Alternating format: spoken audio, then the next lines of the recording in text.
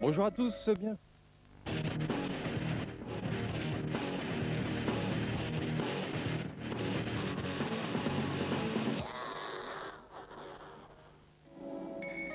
Bonjour à tous, bienvenue sur AB Moteur pour suivre un résumé première manche du championnat européen de jet. Une épreuve qui s'est déroulée les 16 et 17 juin dernier, c'était sur l'île de Jersey. L'île de Jersey qui est la plus grande et la plus méridionale des îles anglo-normandes. Une île située dans la baie du Mont-Saint-Michel, à 22 km à l'ouest du Cotentin et à une cinquantaine de kilomètres au nord de la Bretagne.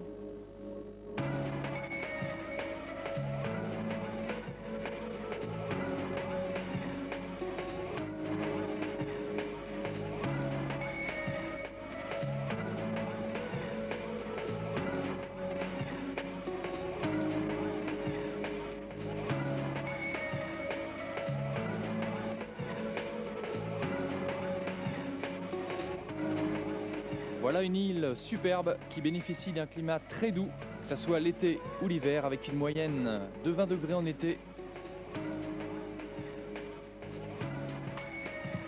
Tout ceci grâce au Gulf Stream, le courant qui apporte ce climat.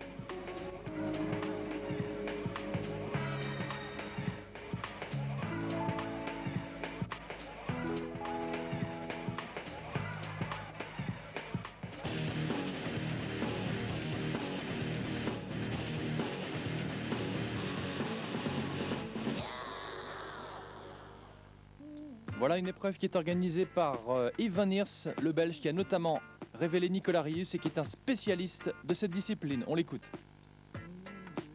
On a en fait organisé le premier championnat d'Europe en 1988, donc c'est déjà une assez vieille histoire. Mais je me rappelle qu'en 88, on était 3 pays présents à ce championnat d'Europe, alors que maintenant, les belles compétitions du championnat d'Europe ont réuni jusqu'à 130 pilotes et qui viennent de 28 nationalités différentes. Donc c'est tout de même une évolution qui est tout de même assez fabuleuse, je crois. Voilà une épreuve qui comporte à la fois du jet à bras et du jet à 7, le runabout. Cette année, le championnat d'Europe sera composé de 4 compétitions. La première compétition a lieu ici, sur cette magnifique île de Jersey. Ensuite, nous retournons au Portugal, qui est devenu une grande tradition. Ça fait, je crois maintenant, 7 ans d'affilée qu'on va au Portugal, à Mirandela. Ensuite, la troisième compétition aura lieu au mois d'août à Dinan, en Belgique.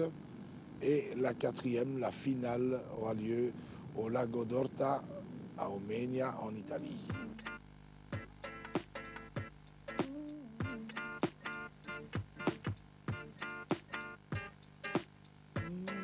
Les ambitions que j'ai, moi, personnellement, c'est que le championnat du monde, à l'heure actuelle, se déroule en une seule épreuve et se déroule chaque année aux États-Unis, ce qui n'est pas très fair-play, vu que les Américains sont chez eux, sont dans leur jardin, et que nous, on doit trimballer tout le matériel là-bas, ça coûte beaucoup d'argent. Et mon ambition, c'est d'un jour arriver à créer un vrai championnat du monde en Grand Prix, comme en motocross, comme en Formule 1, et faire un championnat du monde où tous les meilleurs seront présents.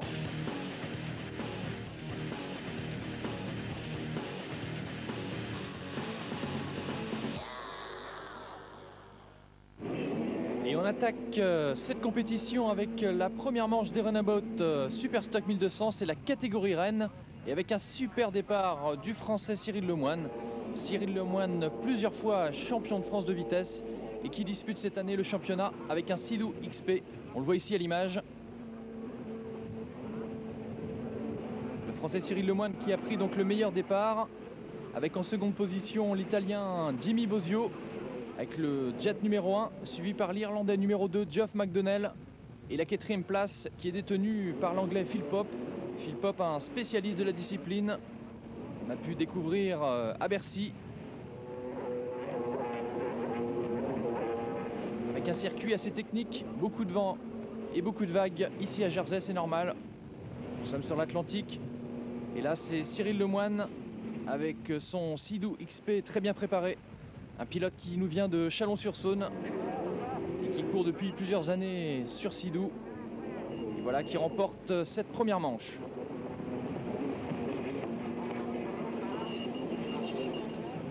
Par contre, pour Jimmy Bosio, il a dû abandonner alors qu'il était en seconde position, moteur cassé.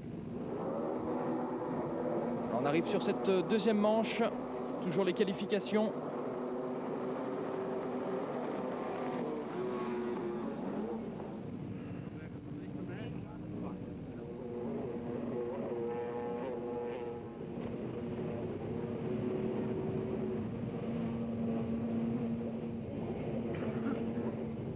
Avec Cyril Lemoine, jet numéro 9, le jet tout gris de chez Sidou.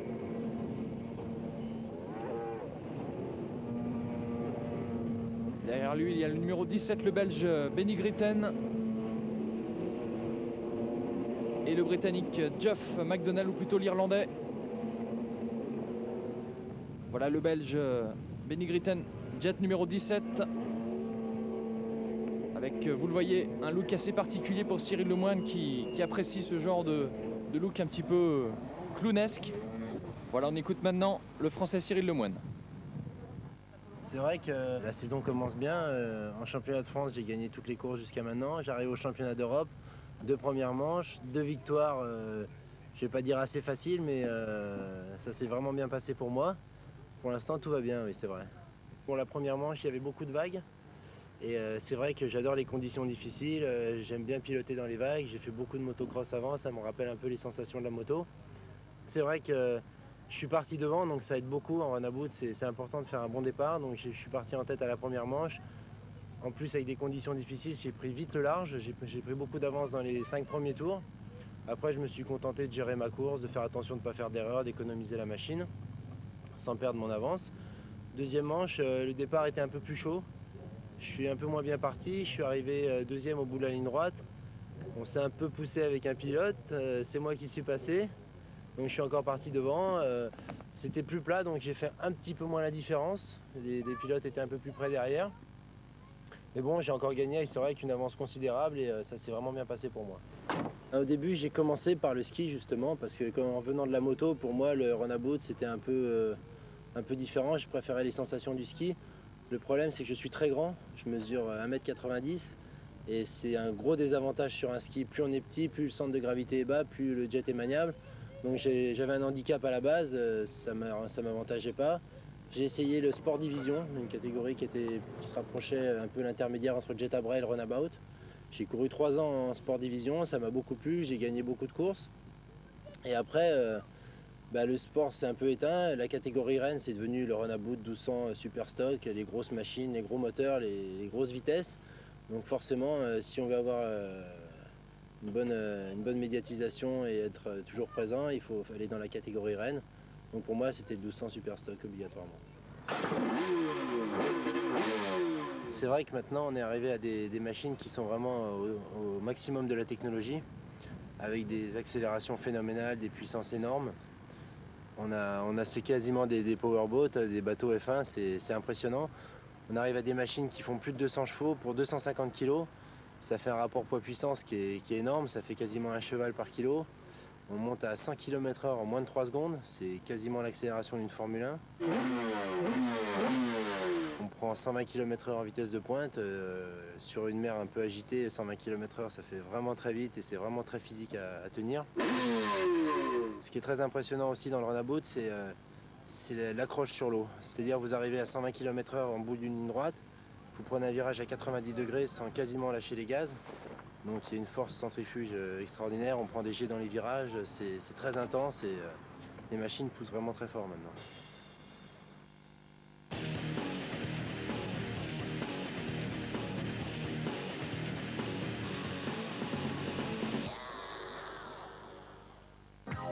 Voilà donc victoire de Cyril Lemoine devant l'anglais Phil Pope.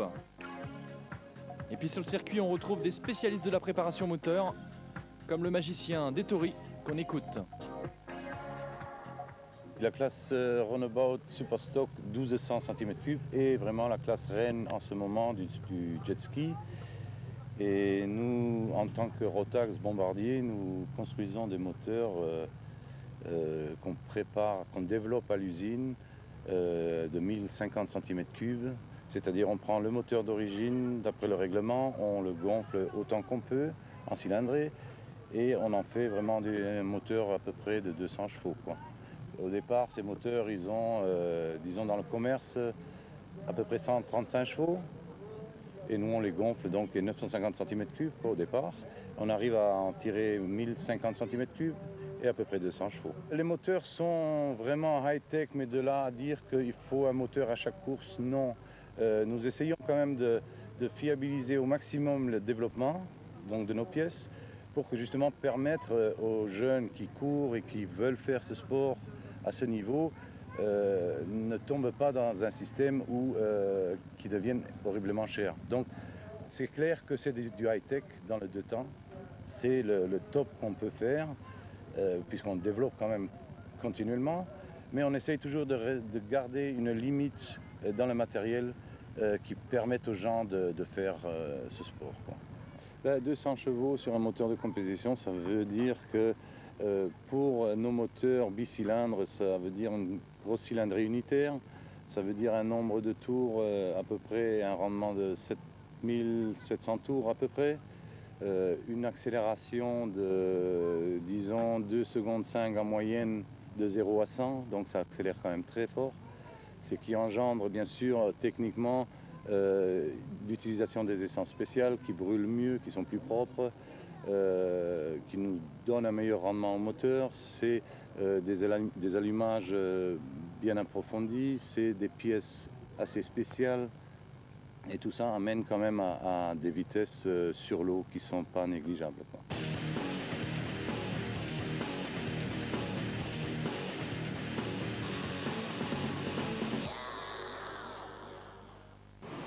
Retour en course avec cette fois le Renaboat Superstock 785 avec cette troisième manche des Renaboat justement qui est dominée par l'Italien Giuseppe Cassarola, le numéro 25, auteur des deux meilleurs temps dans les deux premières manches, celui qui va prendre le meilleur départ. Il est suivi par l'Allemand Daniel Wagner, numéro 144, et l'Anglais Aaron Smith.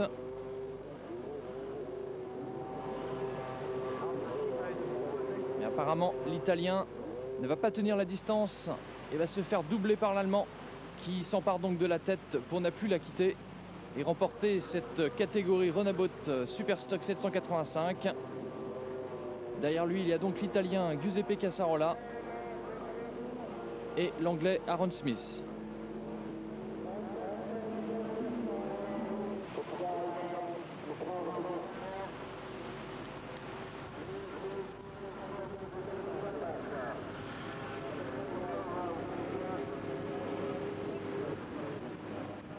Une catégorie un petit peu moins puissante que les 1200, mais on trouve quand même des performances assez importantes, des vitesses de pointe proches des 100 km/h en ligne droite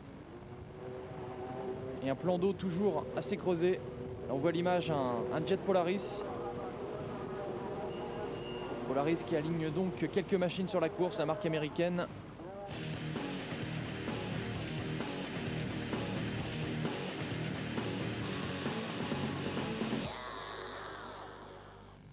C'est désormais une tradition dans les compétitions de jet.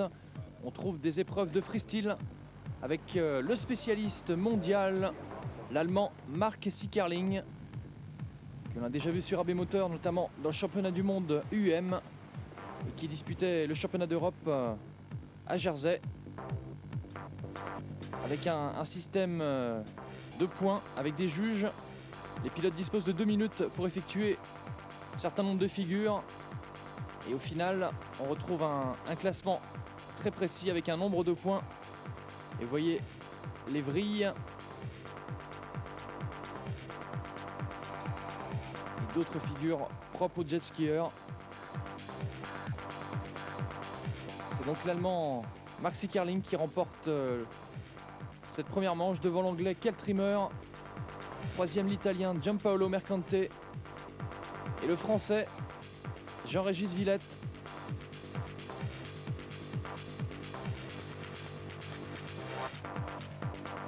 Voilà Mark Sickerling qui occupe aussi la tête provisoire du championnat du monde UM. figures toujours très spectaculaires, avec des sous-marins, des vrilles et des 360.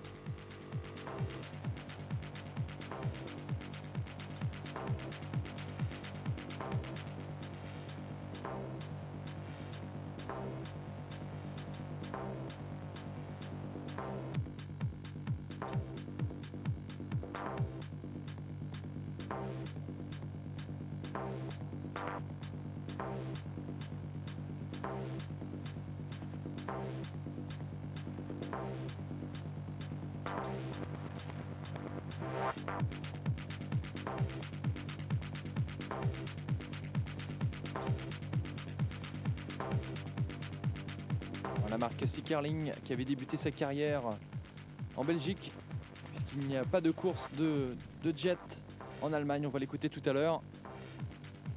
Et là, c'est un autre concurrent, cette fois sur un jet Kawasaki, un stand-up.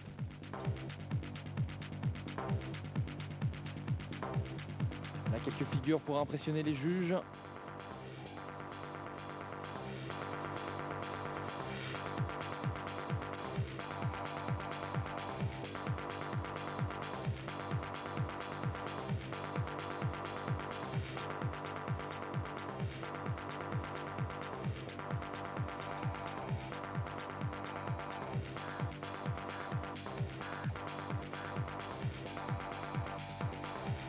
Le Britannique Kiel Trimmer qu'on voyait à l'image.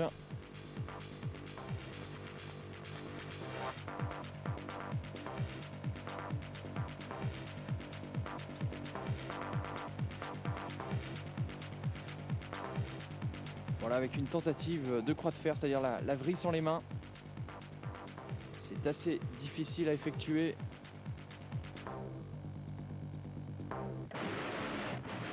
Mark Sickerling, donc le spécialiste du jet freestyle et maintenant du jet freeride qu'on écoute tout de suite sur AB Moteur.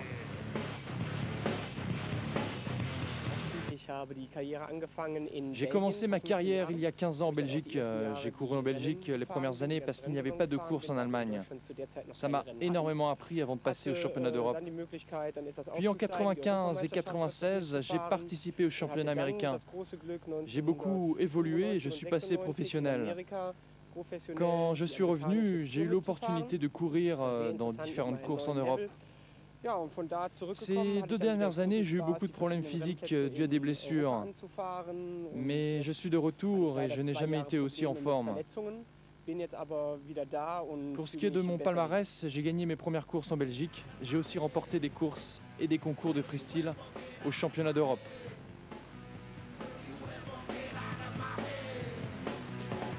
Meine Titel bis jetzt waren auch sehr schön, hat sich auch langsam aufgebaut. Ich habe in Belgien halt die ersten Rennen gewonnen. Dann war ich ein Jahr sogar in der Lage. J'ai été plusieurs fois champion d'Europe et champion du monde amateur de freestyle. Et depuis, c'est dans le freestyle que je me suis spécialisé. J'ai aussi obtenu 2 fois le titre américain en freestyle pro. Dann rein aufs Freestyle spezialisiert, dann halt das nächste Level auch noch zu meistern. Habe dann zweimal den amerikanischen Pro-Freestyle-Weltmeistertitel errungen und letztes Jahr war eigentlich mein größter Erfolg in den letzten Jahren der Gewinn des Jet Jump Extremes. L'année passée, c'était ma meilleure année. J'ai remporté le Jet Jump Extreme. C'est le premier championnat de saut. J'espère réussir cette année comme l'an passé.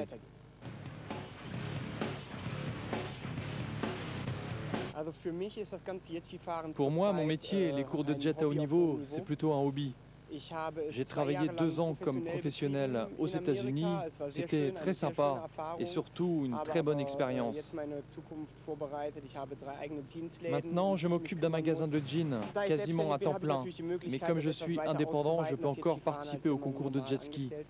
Maintenant, je suis semi-professionnel. Ces dernières années, le jet ski freestyle est devenu une discipline à part entière. Dans les courses de jet, les moteurs évoluent sans cesse, mais en freestyle, c'est les figures qui évoluent. Avant, quand je faisais les courses, j'avais un jet presque d'origine. Früher bin ich noch mit ganz regulären Yetchis mein Freestyle gefahren. Les figures en freestyle ont vraiment évolué. Elles sont de plus en plus spectaculaires. On fait même des saltos arrière. En fait, le freestyle n'a plus rien à voir avec celui du début. Il y a 2 ans, j'ai fait mon premier salto et maintenant, à chaque fois que j'en fais un, ça me procure un maximum de sensations. Ich bin vor 2 Jahren meinen ersten Rückwärtssalto gesprungen und jedes Mal, wenn ich auf eine dementsprechend große Welle zufahre und diesen Rückwärtssalto mache, ist es jedes Mal wieder faszinierend.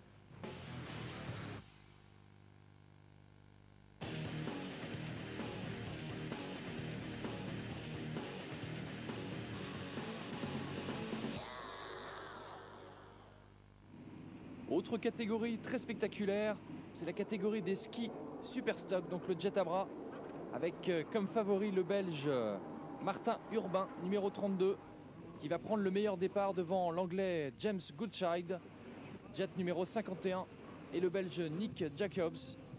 Nix qui chutait, mais finalement réussit à repartir.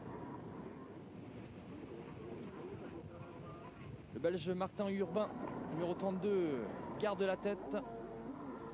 Il a un petit peu de mal à contenir les assauts de James Goodchild, un spécialiste britannique que l'on a pu voir à Bercy. Pour la 3e place, énorme bagarre entre l'Italien Alberto Monti et l'Anglais James Moss. Avec un circuit très technique, beaucoup de remous et un physique assez difficile à contenir. Et finalement, c'est donc le Belge Martin Urbain, le spécialiste, qui remporte cette épreuve devant l'Anglais Goodchild et l'Italien Monti.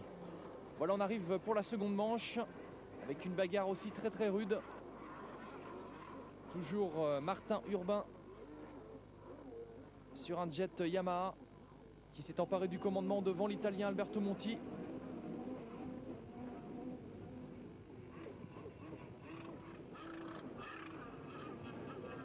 En revanche, quelques soucis pour Martin Urbain qui a quelques problèmes au niveau du moteur. Voilà, il va être obligé de laisser la place, laisser le leadership à l'Italien Monti, jet numéro 5. Avec donc la victoire d'Alberto Monti devant le jeune Martin Urbain. Tout ceci sous les yeux de Yves Van Eers, l'organisateur du championnat. Les manches se sont bien passées car en première manche, je suis parti premier et fini premier tout en ayant très bien navigué car j'aime bien les vagues et que les concurrents peut-être n'aiment pas les vagues, donc n'ont pas su me rattraper. Et la deuxième manche est un peu moins bien passée car j'ai eu un problème à ma machine, de l'eau dans le moteur, donc j'ai dû finir deuxième, mais je suis quand même satisfait.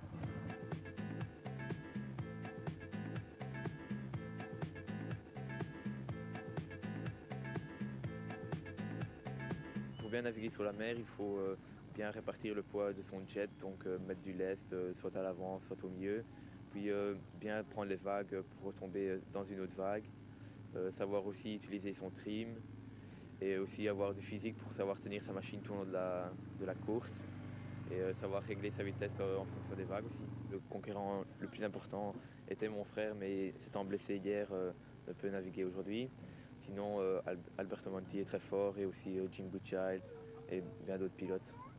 Ça dépendra des conditions de la mer et des machines aussi. Voilà, on se retrouve dans la 3e manche et dernière manche de ce championnat d'Europe catégorie ski avec Martin Urbain qui s'adjuge la tête de la course dès la première bouée. Le frère de Renaud Urbain va creuser l'écart dès les premiers tours, avec toutefois l'effort important de l'Italien Monti qui tente de remonter sur la tête de la course. A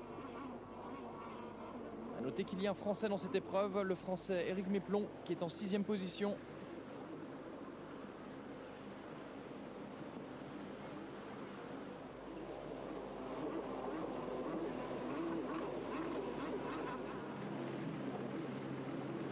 Voilà l'Anglais James Goodchild qui effectue une superbe course, qui va remonter tout doucement sur les autres concurrents.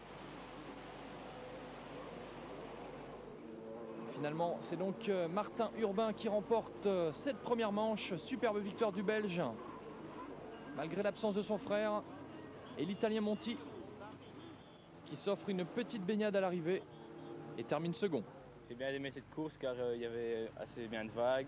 Il y avait de bons pilotes aussi comme Alberto Monti, Jim Goodchild. Et moi, mon but c'était de gagner et j'ai réussi, donc je suis content. Et j'espère faire le même aux autres courses du championnat d'Europe.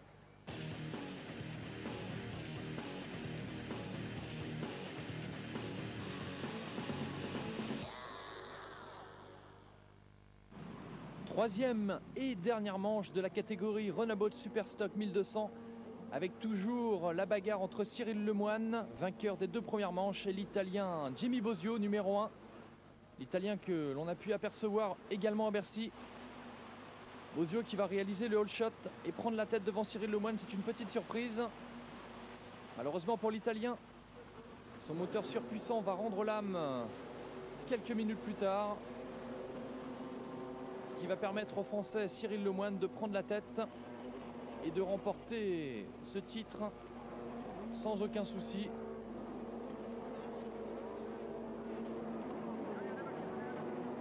Du coup, derrière lui, c'est le numéro 17, le Belge Benny Gritten, qui s'empare de la seconde place devant un autre Européen, l'Anglais Phil Pope, numéro 200.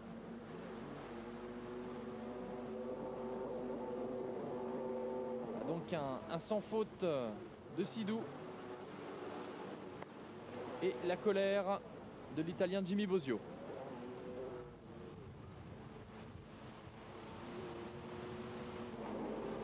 Beaucoup d'abandon dans cette course, avec le retrait de l'Allemand Edner, numéro 270, lui aussi sur ennui mécanique.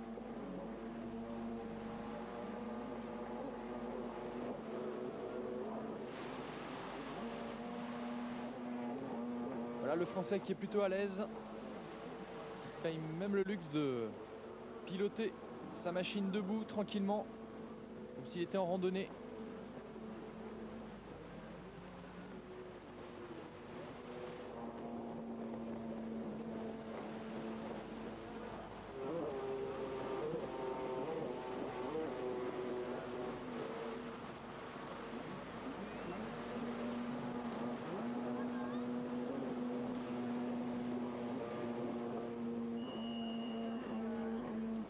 Voilà donc victoire sans faute de Cyril Lemoine.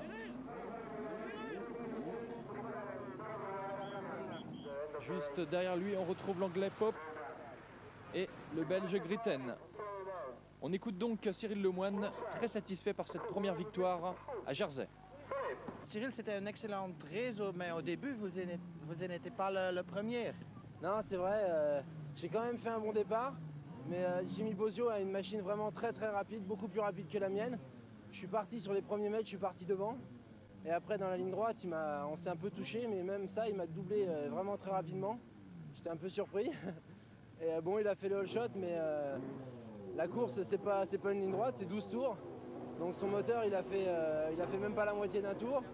Bon, c'est vrai que j'aurais eu, je pense, du mal à le doubler. On aurait fait vraiment une bagarre pendant toute la manche, ça aurait été dur. Là, au contraire, bon, une fois qu'il a eu cassé, j'ai pris de large, j'ai fait 5 tours vraiment en me donnant un peu à fond. Et après, je me suis un peu baladé, quoi. Je me suis amusé, j'avais beaucoup d'avance. Et bon, j'ai géré ma course tranquillement, j'ai économisé ma machine et tout s'est bien passé pour moi. Voilà donc victoire finale de Cyril Lemoine en catégorie Runabout 1200 devant le Britannique Phil Pope et le Belge Benny Gritten. Sans faute donc des machines Sidou. En freestyle, c'est l'Allemand Mark Sickerling devant l'Anglais Keith Rimmer et l'Italien Giampaolo Mercante. La première manche, ça sera au Portugal, à Mirandela, les 14 et 15 juillet. À suivre, bien entendu, en avant-première sur AB Moteur. Salut!